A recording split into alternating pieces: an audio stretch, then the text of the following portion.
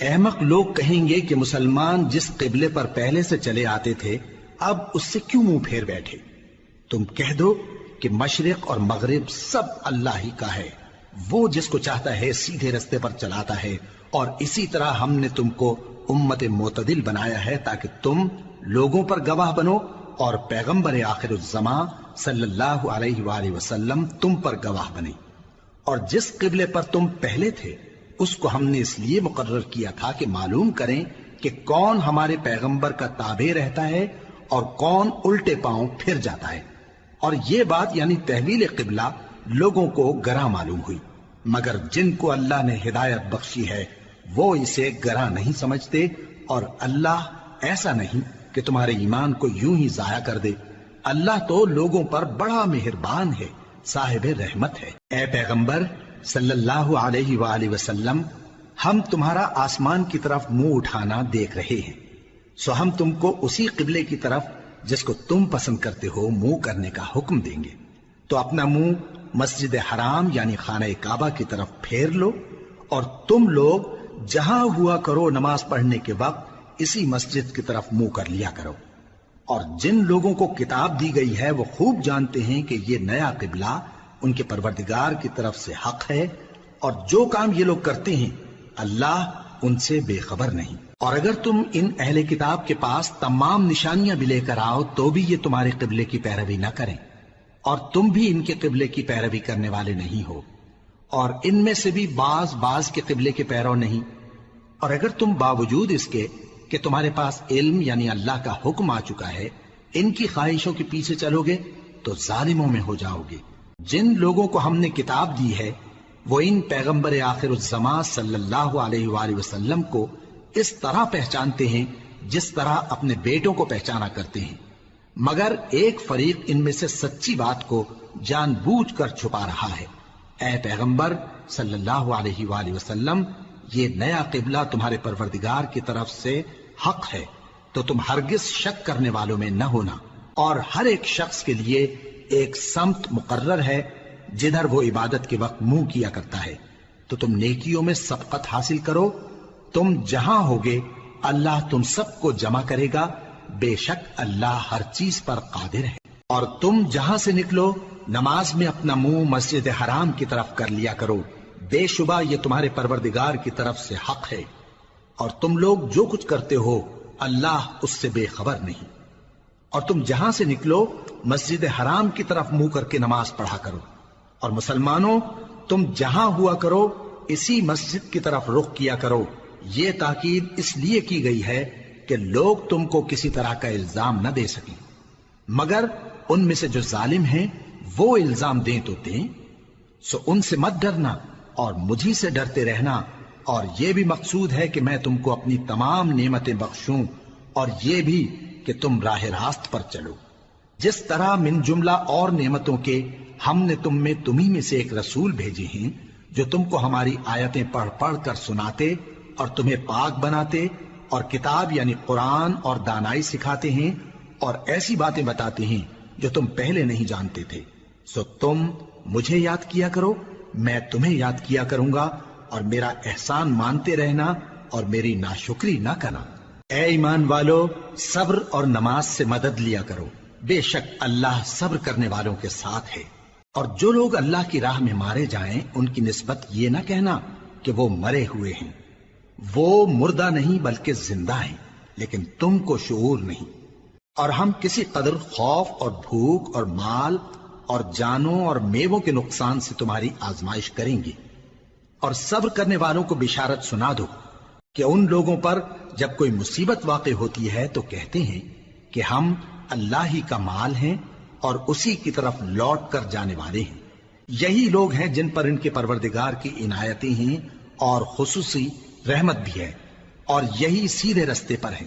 بے شک کوہ صفا اور مروہ اللہ کی نشانیوں میں سے ہیں، تو جو شخص خانہ کعبہ کا حج یا عمرہ کرے اس پر کچھ گناہ نہیں کہ دونوں کے درمیان چکر لگائے، بلکہ یہ ایک نیک کام ہے، اور جو کوئی نیک کام کرے تو اللہ قدردان ہے، دانا ہے۔ جو لوگ ہمارے حکموں اور ہدایتوں کو جو ہم نے نازل کی ہیں کسی غرض فاسد سے چھپاتے ہیں، باوجود کہ ہم نے ان کو لوگوں کے سمجھانے کے لیے اپنی کتاب میں کھول کھول کر بیان کر دیا ہے۔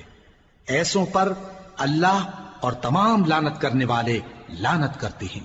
ہاں، جو توبہ کرتے ہیں اور اپنی حالت درست کر لیتے ہیں اور احکام الہی کو صاف صاف بیان کر دیتے ہیں تو میں ان کے قصور معاف کر دیتا ہوں، اور میں بڑا معاف کرنے والا بڑا مہربان ہوں۔ جو لوگ کافر ہوئے اور کافر ہی مرے، ایسوں پر اللہ کی اور فرشتوں کی اور انسانوں کی سب کی لعنت، وہ ہمیشہ اسی لعنت میں گرفتار رہیں گے۔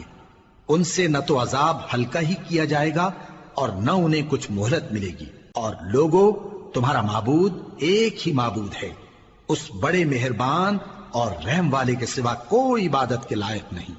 بے شک آسمانوں اور زمین کے پیدا کرنے میں اور رات اور دن کے ایک دوسرے کے پیچھے آنے جانے میں اور کشتیوں اور جہازوں میں جو سمندر میں لوگوں کے فائدے کے لیے رواں ہیں، اور میں جس کو اللہ آسمان سے برساتا اور اس سے زمین کو اس کے مردہ ہو جانے کے بعد زندہ یعنی خشک ہو جانے کے بعد سرسبز کر دیتا ہے، اور زمین پر ہر قسم کے جانور پھیلانے میں اور ہواؤں کے چلانے میں اور بادلوں میں جو آسمان اور زمین کے درمیان گھرے رہتے ہیں، عقل مندوں کے لیے اللہ کی قدرت کی نشانیاں ہیں۔ اور بعض لوگ ایسے ہیں جو غیر اللہ کو اللہ کا شریک بناتے اور ان سے اللہ کی سی محبت کرتے ہیں، لیکن جو ایمان والے ہیں وہ تو اللہ ہی کے سب سے زیادہ دوست دار ہیں۔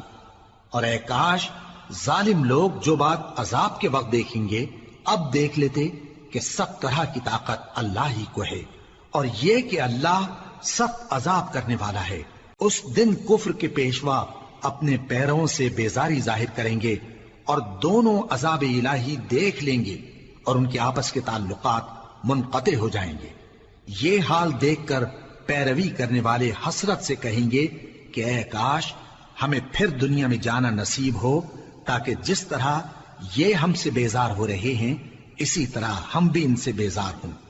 اس طرح اللہ ان کے اعمال حسرت بنا کر دکھائے گا اور وہ دوزخ سے نکل نہیں سکیں گے۔ لوگوں، جو چیزیں زمین میں حلال طیب ہیں وہ کھاؤ، اور شیطان کے قدموں پر نہ چلو، وہ تمہارا کھلا دشمن ہے۔ وہ تو تم کو برائی اور بے حیائی ہی کے کام کرنے کو کہتا ہے، اور یہ بھی کہ اللہ کی نسبت ایسی باتیں کہو جن کا تمہیں کچھ بھی علم نہیں۔ اور جب ان لوگوں سے کہا جاتا ہے کہ جو کتاب اللہ نے نازل فرمائی ہے اس کی پیروی کرو، تو کہتے ہیں نہیں، بلکہ ہم تو اسی چیز کی پیروی کریں گے جس پر ہم نے اپنے باپ دادا کو پایا۔ بھلا اگرچہ ان کے باپ دادا نہ کچھ سمجھتے ہوں اور نہ سیدھے رستے پر ہوں، تب بھی وہ انہی کی تقلید کیے جائیں گے۔ جو لوگ کافر ہیں ان کی مثال اس شخص کی سی ہے جو کسی ایسی چیز کو آواز دے جو پکار اور آواز کے سوا کچھ سن نہ سکے۔ یہ بہرے ہیں، گونگے ہیں، اندھے ہیں کہ کچھ سمجھ ہی نہیں سکتے۔ اے اہل ایمان، جو پاکیزہ چیزیں ہم نے تم کو عطا فرمائی ہیں ان کو کھاؤ، اور اگر اللہ ہی کے بندے ہو تو اس کی نعمتوں کا شکر بھی ادا کرو۔ اس نے تو تم پر بس مرا ہوا جانور اور لہو اور سور کا گوشت اور جس چیز پر اللہ کے سوا کسی اور کا نام پکارا جائے حرام کر دیا ہے۔ ہاں، جو مجبور ہو جائے بشرطے کہ اللہ کی نافرمانی نہ کرے اور حد ضرورت سے باہر نہ نکل جائے، اس پر کچھ گناہ نہیں۔ بے شک اللہ بخشنے والا ہے، رحم کرنے والا ہے۔ جو لوگ اللہ کی کتاب سے ان آیتوں اور ہدایتوں کو جو اس نے نازل فرمائی ہیں چھپاتے اور ان کے بدلے تھوڑی سی قیمت یعنی دنیاوی منفعت حاصل کرتے ہیں، وہ اپنے پیٹوں میں محض آگ بھرتے ہیں۔ ایسے لوگوں سے اللہ قیامت کے دن نہ کلام کرے گا اور نہ ان کو گناہوں سے پاک کرے گا، اور ان کے لیے دکھ دینے والا عذاب ہے۔ یہ وہ لوگ ہیں جنہوں نے ہدایت چھوڑ کر گمراہی اور بخشش چھوڑ کر عذاب خرید لیا۔ یہ آتش جہنم کی کیسی برداشت کرنے والے ہیں۔ یہ اس لیے کہ اللہ نے کتاب سچائی کے ساتھ نازل فرمائی، اور جن لوگوں نے اس کتاب میں اختلاف کیا وہ ضد میں آ کر نیکی سے دور ہو گئے ہیں۔ نیکی یہی نہیں کہ تم مشرق و مغرب کو قبلہ سمجھ کر ان کی طرف منہ کر لو، بلکہ نیکی یہ ہے کہ لوگ اللہ پر اور روز آخر پر اور فرشتوں پر اور اللہ کی کتاب پر اور پیغمبروں پر ایمان لائیں، اور مال باوجود عزیز رکھنے کے رشتہ داروں اور یتیموں اور محتاجوں اور مسافروں اور مانگنے والوں کو دیں، اور گردنوں کے چھڑانے میں خرچ کریں، اور نماز پڑھیں اور زکات دیں، اور جب عہد کر لیں تو اس کو پورا کریں، اور سختی اور تکلیف میں اور جنگ کے وقت ثابت قدم رہیں۔ یہی لوگ ہیں جو ایمان میں سچے ہیں، اور یہی ہیں جو اللہ سے ڈرنے والے ہیں۔ مومنوں، تم کو مقتولوں کے بارے میں قصاص یعنی خون کے بدلے خون کا حکم دیا جاتا ہے، اس طرح پر کہ آزاد کے بدلے آزاد مارا جائے، اور غلام کے بدلے غلام، اور عورت کے بدلے عورت۔ اور اگر قاتل کو اس کے مقتول بھائی کے قصاص میں سے کچھ معاف کر دیا جائے تو وارث مقتول کو پسندیدہ طریق سے قرارداد کی پیروی یعنی مطالبہ خون بہا کرنا اور قاتل کو خوشخوئی کے ساتھ ادا کرنا چاہیے۔ یہ تمہارے پروردگار کی طرف سے تمہارے لیے آسانی اور مہربانی ہے۔ اب جو اس کے بعد زیادتی کرے اس کے لیے دکھ کا عذاب ہے۔ اور اے اہل عقل، حکم قصاص میں تمہاری زندگانی ہے کہ تم قتل و خونریزی سے بچو۔ تم پر فرض کیا جاتا ہے کہ جب تم میں سے کسی کو موت کا وقت آ جائے تو اگر وہ کچھ مال چھوڑ جانے والا ہو تو ماں باپ اور رشتہ داروں کے لیے دستور کے مطابق وصیت کر جائے۔ اللہ سے ڈرنے والوں پر یہ ایک حق ہے۔ پھر جو شخص وصیت کو سننے کے بعد اس کو بدل ڈالے تو اس کے بدلنے کا گناہ انہی لوگوں پر ہے جو اس کو بدلیں، اور بے شک اللہ سنتا جانتا ہے۔ اب اگر کسی کو وصیت کرنے والے کی طرف سے کسی وارث کی طرفداری یا حق تلفی کا اندیشہ ہو تو اگر وہ وصیت کو بدل کر وارثوں میں صلح کرا دے تو اس پر کچھ گناہ نہیں، بے شک اللہ بخشنے والا ہے، رحم والا ہے۔ مومنوں، تم پر روزے فرض کیے گئے ہیں جس طرح تم سے پہلے لوگوں پر فرض کیے گئے تھے تاکہ تم پرہیزگار بنو۔ روزوں کے دن گنتی کے چند روز ہیں، تو جو شخص تم میں سے بیمار ہو یا سفر میں ہو تو دوسرے دنوں میں روزوں کا شمار پورا کر لے۔ اور جو لوگ روزہ رکھنے کی طاقت رکھیں لیکن رکھیں نہیں، وہ روزے کے بدلے محتاج کو کھانا کھلا دیں۔ اور جو کوئی اپنی مرضی سے زیادہ نیکی کرے تو اس کے حق میں زیادہ اچھا ہے، اور اگر سمجھو تو روزہ رکھنا ہی تمہارے حق میں بہتر ہے۔ روزوں کا مہینہ رمضان کا مہینہ ہے جس میں قرآن اول نازل ہوا، جو لوگوں کا رہنما ہے اور جس میں ہدایت کی کھلی نشانیاں ہیں، اور جو حق و باطل کو الگ الگ کرنے والا ہے۔ تو جو کوئی تم میں سے اس مہینے میں موجود ہو چاہیے کہ پورے مہینے کے روزے رکھے، اور جو بیمار ہو یا سفر میں ہو تو دوسرے دنوں میں روزے رکھ کر ان کا شمار پورا کر لے۔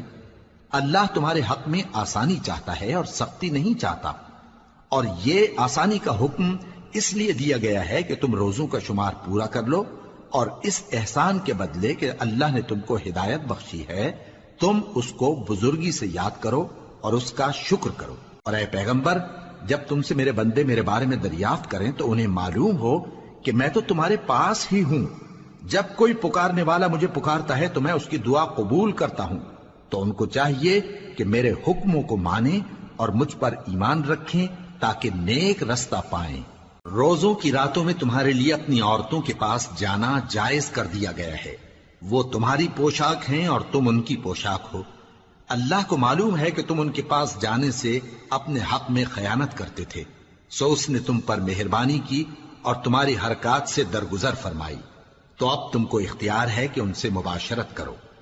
اور اللہ نے جو چیز تمہارے لیے لکھ رکھی ہے یعنی اولاد، اس کو اللہ سے طلب کرو اور کھاؤ اور پیو یہاں تک کہ صبح کی سفید دھاری رات کی سیاہ دھاری سے الگ نظر آنے لگے، پھر روزہ رکھ کر رات تک پورا کرو۔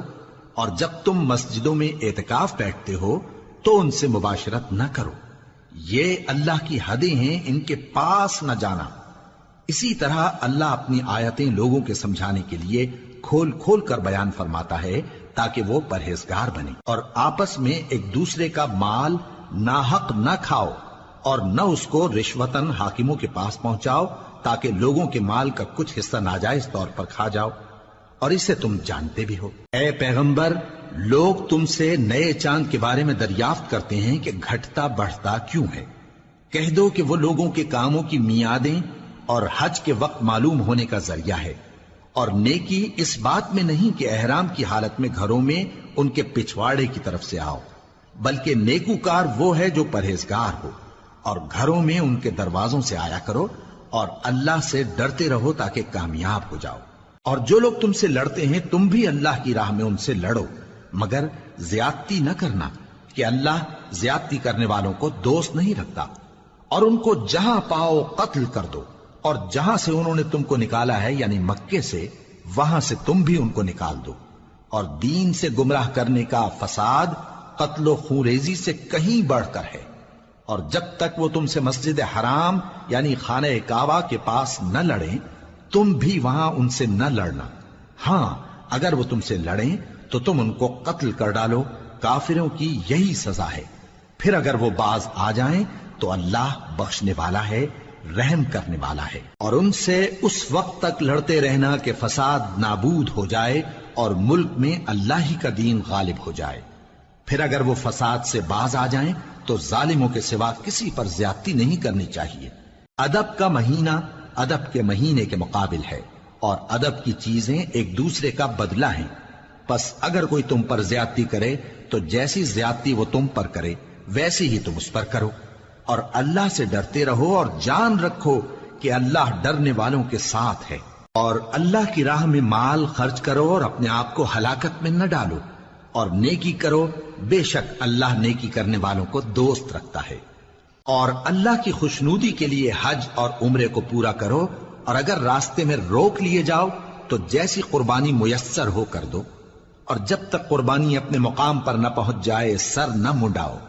اور اگر کوئی تم میں بیمار ہو یا اس کے سر میں کسی طرح کی تکلیف ہو تو اگر وہ سر منڈا لے تو اس کے بدلے روزے رکھے یا صدقہ دے یا قربانی کرے۔ پھر جب تکلیف دور ہو کر تم مطمئن ہو جاؤ تو جو تم میں حج کے وقت تک عمرے سے فائدہ اٹھانا چاہے وہ جیسی قربانی میسر ہو کرے، اور جس کو قربانی نہ ملے وہ 3 روزے ایام حج میں رکھے اور 7 جب واپس ہو، یہ پورے 10 ہوئے۔ یہ حکم اس شخص کے لیے ہے جس کے اہل و عیال مکے میں نہ رہتے ہوں۔ اور اللہ سے ڈرتے رہو اور جان رکھو کہ اللہ سخت عذاب دینے والا ہے۔ حج کے مہینے معین ہیں جو معلوم ہیں، تو جو شخص ان مہینوں میں حج کی نیت کر لے تو حج کے دنوں میں نہ عورتوں سے اختلاط کرے، نہ کوئی برا کام کرے اور نہ کسی سے جھگڑے۔ اور جو نیک کام تم کرو گے وہ اللہ کو معلوم ہو جائے گا۔ اور زاد راہ یعنی رستے کا خرچ ساتھ لے جاؤ، کیونکہ بہترین زاد راہ پرہیزگاری ہے۔ اور اے اہل عقل مجھی سے ڈرتے رہو، اس کا تمہیں کچھ گناہ نہیں کہ حج کے دنوں میں بذریعہ تجارت اپنے پروردگار سے روزی طلب کرو۔ اور جب عرفات سے واپس ہونے لگو تو مشعر حرام یعنی مزدلفہ میں اللہ کا ذکر کرو، اور اس طرح ذکر کرو جس طرح اس نے تم کو سکھایا، اور اس سے پیشتر تم لوگ ان طریقوں سے محض ناواقف تھے۔ پھر جہاں سے اور لوگ واپس ہوں وہیں سے تم بھی واپس ہو، اور اللہ سے بخشش مانگو، بے شک اللہ بخشنے والا ہے، رحمت کرنے والا ہے۔ پھر جب حج کے تمام ارکان پورے کر چکو تو مینا میں اللہ کو یاد کرو جس طرح اپنے باپ دادا کو یاد کیا کرتے تھے، بلکہ اس سے بھی زیادہ۔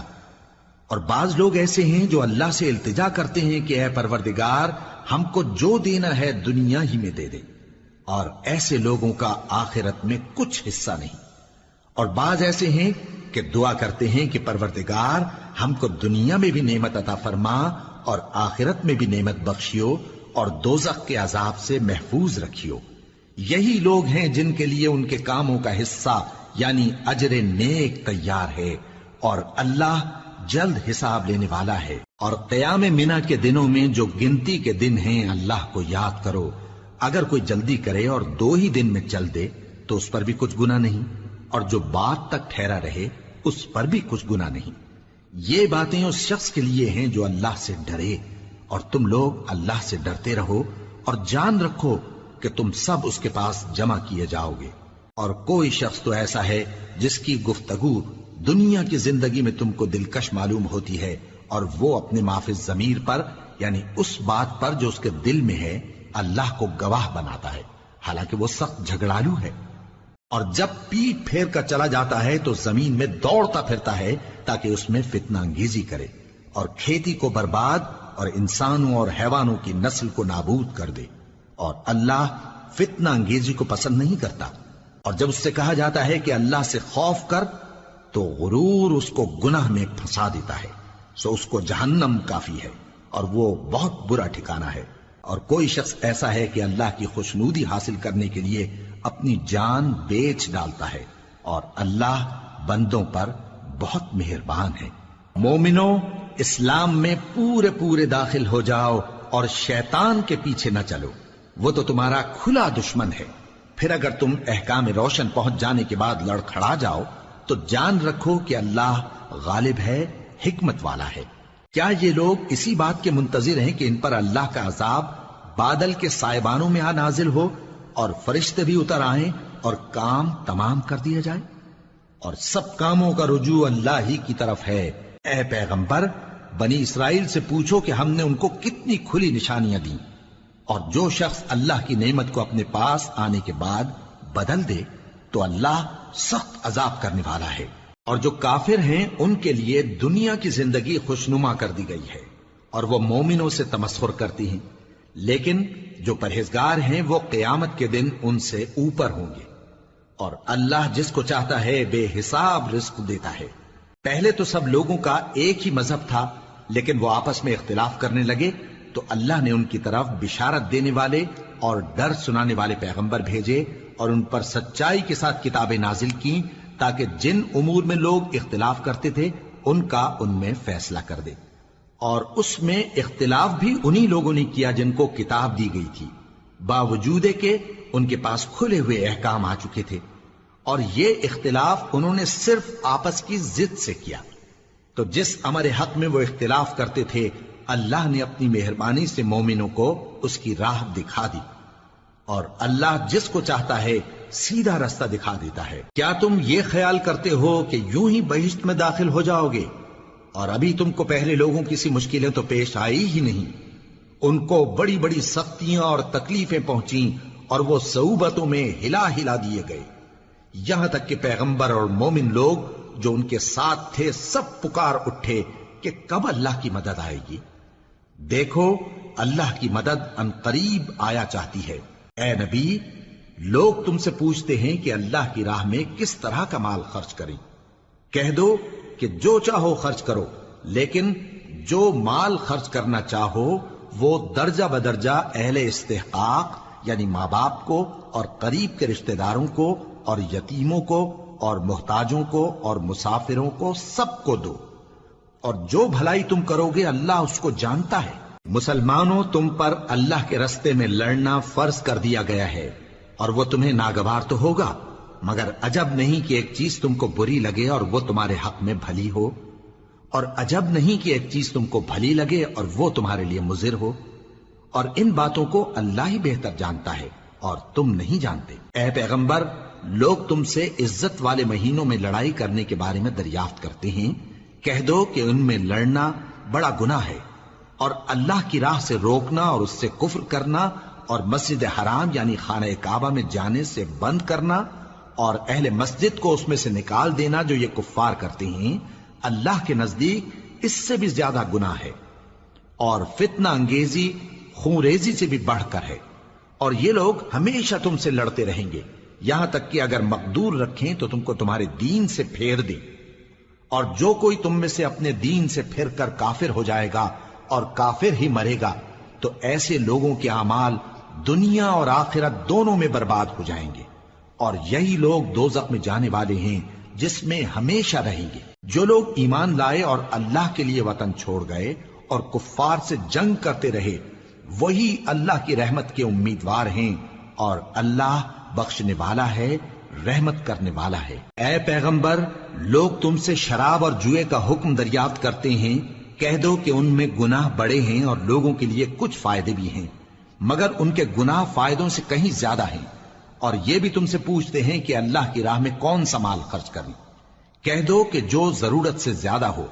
اس طرح اللہ تمہارے لیے اپنے احکام کھول کھول کر بیان فرماتا ہے تاکہ تم سوچو، یعنی دنیا اور آخرت کی باتوں میں غور کرو۔ اور تم سے یتیموں کے بارے میں بھی دریافت کرتے ہیں، کہہ دو کہ ان کی حالت کی اصلاح بہت اچھا کام ہے، اور اگر تم ان سے مل جل کر رہنا یعنی خرچ اکٹھا رکھنا چاہو تو وہ تمہارے بھائی ہیں، اور اللہ خوب جانتا ہے کہ خرابی کرنے والا کون ہے اور اصلاح کرنے والا کون۔ اور اگر اللہ چاہتا تو تم کو تکلیف میں ڈال دیتا، بے شک اللہ غالب ہے، حکمت والا ہے۔ اور مومنوں مشرک عورتوں سے جب تک وہ ایمان نہ لائیں نکاح نہ کرنا، کیونکہ مشرک عورت خواہ تم کو کیسی ہی بھلی لگے اس سے مومن لونڈی بہتر ہے۔ اور اسی طرح مشرک مرد جب تک ایمان نہ لائیں مومن عورتوں کو ان کی زوجیت میں نہ دینا، کیونکہ مشرک مرد سے خواہ وہ تم کو کیسا ہی بھلا لگے مومن غلام بہتر ہے۔ یہ مشرک لوگوں کو دوزخ کی طرف بلاتی ہیں، اور اللہ اپنی مہربانی سے بہشت اور بخشش کی طرف بلاتا ہے، اور اپنے حکم لوگوں سے کھول کھول کر بیان کرتا ہے تاکہ نصیحت حاصل کریں۔ اور تم سے حیض کے بارے میں دریافت کرتے ہیں، کہہ دو وہ تو نجاست ہے، سو ایام حیض میں عورتوں سے کنارہ کش رہو، اور جب تک وہ پاک نہ ہو جائیں ان سے مقاربت نہ کرو۔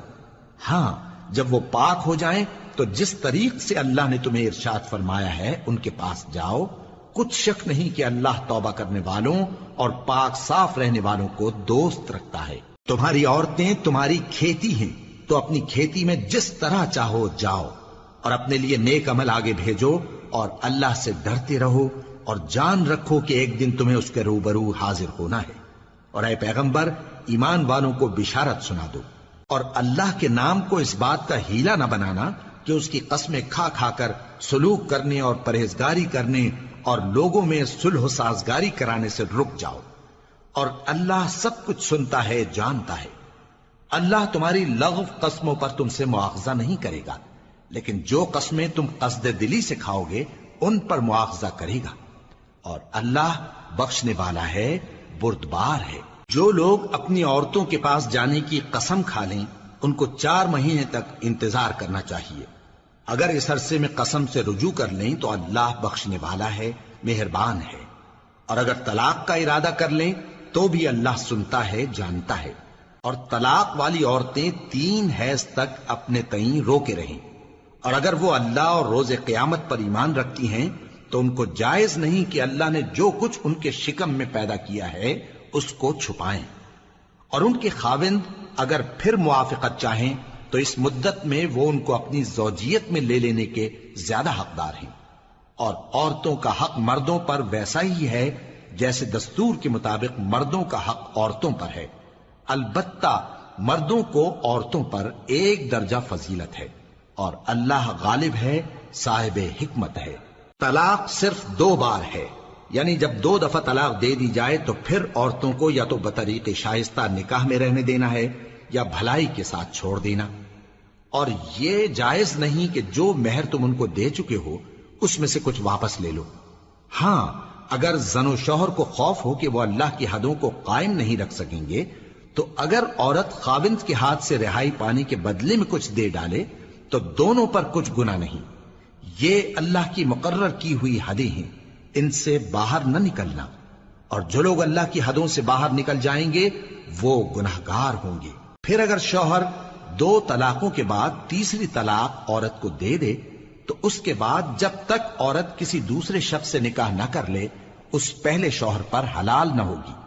ہاں اگر دوسرا خاوند بھی طلاق دے دے اور عورت اور پہلا خاوند پھر ایک دوسرے کی طرف رجوع کر لیں تو ان پر کچھ گناہ نہیں، بشرطے کہ دونوں یقین کریں کہ اللہ کی حدوں کو قائم رکھ سکیں گے، اور یہ اللہ کی حدیں ہیں، ان کو وہ ان لوگوں کے لیے بیان فرماتا ہے جو علم رکھتے ہیں۔ اور جب تم عورتوں کو 2 دفعہ طلاق دے چکو اور ان کی عدت پوری ہو جائے تو انہیں یا تو حسن سلوک سے نکاح میں رہنے دو یا بطریق شائستہ رخصت کر دو، اور اس نیت سے ان کو نکاح میں نہ رہنے دینا چاہیے کہ انہیں تکلیف دو اور ان پر زیادتی کرو، اور جو ایسا کرے گا وہ اپنا ہی نقصان کرے گا۔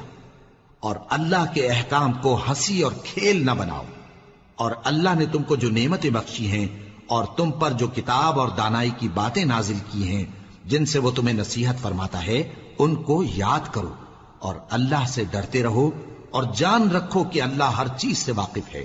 اور جب تم عورتوں کو طلاق دے چکو اور ان کی عدت پوری ہو جائے تو ان کو اپنے شوہروں کے ساتھ جب وہ آپس میں جائز طور پر راضی ہو جائیں نکاح کرنے سے مت روکو۔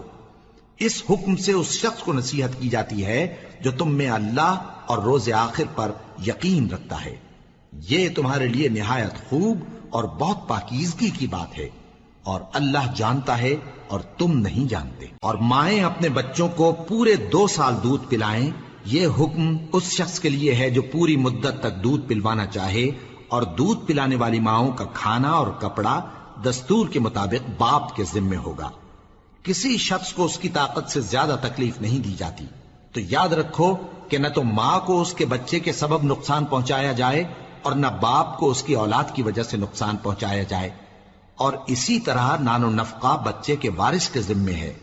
اور اگر دونوں یعنی ماں باپ آپس کی رضامندی اور صلاح سے بچے کا دودھ چھڑانا چاہیں تو ان پر کچھ گناہ نہیں، اور اگر تم اپنی اولاد کو دودھ پلوانا چاہو تو تم پر کچھ گناہ نہیں، بشرطے کہ تم دودھ پلانے والیوں کو دستور کے مطابق ان کا حق جو تم نے دینا کیا تھا دے دو، اور اللہ سے ڈرتے رہو اور جان رکھو کہ جو کچھ تم کرتے ہو اللہ اس کو دیکھ رہا ہے۔ اور جو لوگ تم میں سے مر جائیں اور عورتیں چھوڑ جائیں تو وہ عورتیں 4 مہینے اور 10 دن اپنے آپ کو روکے رہیں، اور جب یہ عدت پوری کر چکیں اور اپنے حق میں پسندیدہ کام یعنی نکاح کر لیں تو تم پر کچھ گناہ نہیں، اور اللہ تمہارے سب کاموں سے واقف ہے۔ اگر تم اشارے کنائے میں عورتوں کو نکاح کا پیغام بھیجو یا نکاح کی خواہش کو اپنے دلوں میں مخفی رکھو تو تم پر کچھ گناہ نہیں۔